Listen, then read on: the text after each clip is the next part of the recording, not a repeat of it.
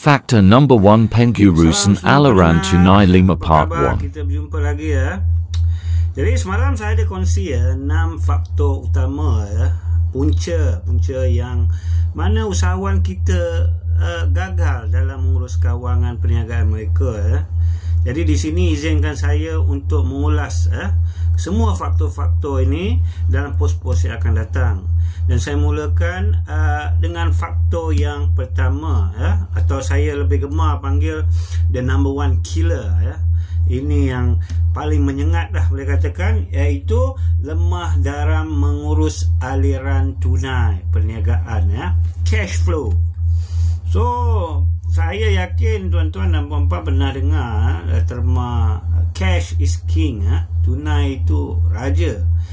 Tapi pada saya, untuk para peniaga, cash is oxygen. Lebih tepat dikatakan, tanpa tunai perniagaan kamu boleh dikatakan hidup mati segan tak maulah ya. Bagaikan diri kita lah, tanpa oksigen rasanya 5 minit dah mati. Jadi sama juga untuk perniagaan tuan-tuan dan puan-puan.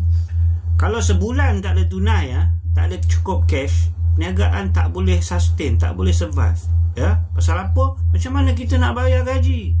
Macam mana nak bayar sewa kedai? Macam mana kita nak bayar supplier kita? Tak ada tunai, tak ada duit.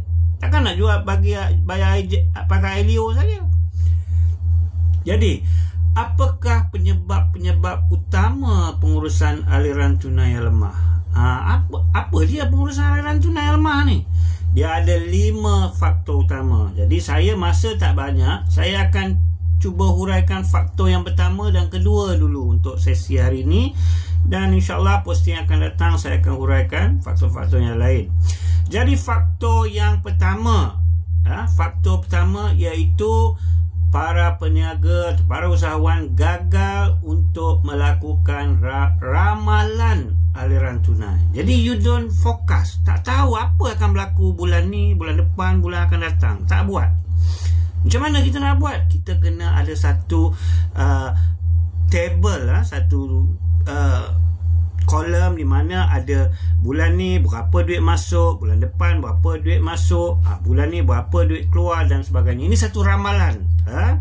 Berdasarkan ramalan itu baru kamu tahu yang 2 bulan akan datang saya dah kena bayar komitmen yang tinggi. Atau jualan untuk bulan ni hanya akan terima 3 bulan akan datang kerana kita bagi terma secara kredit.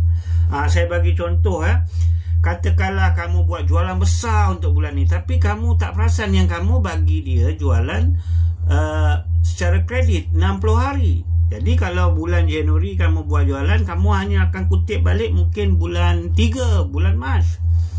Tapi kamu ingat, jualan sebanyak 20,000 bulan ni. Terus kita guna apa duit kita yang ada, kita pergi beli mesin baru, kita buat renovation, atau kita pergi bercuti. Sedangkan duit tu hanya akan terima bulan 3, bulan Mac.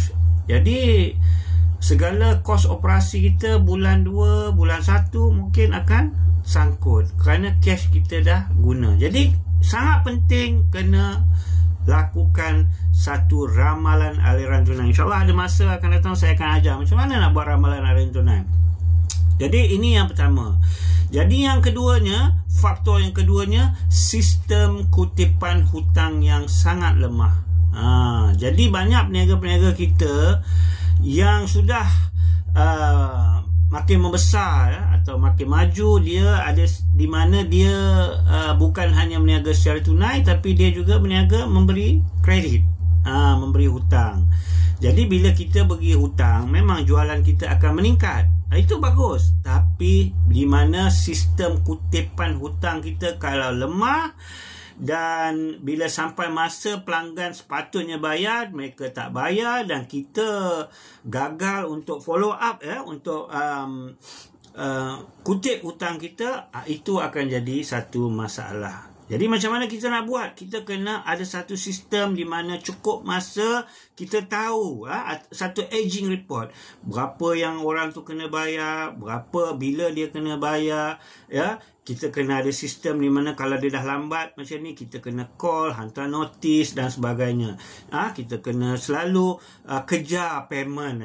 Kalau tidak, duit kita sangkut, orang tak bayar, kita kena bayar kita punya komitmen, tapi orang tu tak bayar, duit tak masuk. Jadi ini faktor yang pertama. Dan yang kedua, ya, saya ulang, tidak melakukan ramalan aliran tunai. Dan yang kedua, sistem kutipan hutang yang lemah. Bagi orang hutang, kita tak pandai kutip balik hutang. Jadi dia tak bayar, kita pun sangkut. Jadi sampai di sini sahaja sesi kita untuk hari ini. Esok saya akan sambung faktor-faktor yang ketiga hingga kelima. Jadi nantikan posting saya seterusnya. Diharap para pendengar memberi support supaya channel ini dapat memberi manfaat kepada kita semua. Dan tolong forward dan war-warkan kepada usahawan-usahawan lain. Salam, sekian, terima kasih. Jumpa lagi.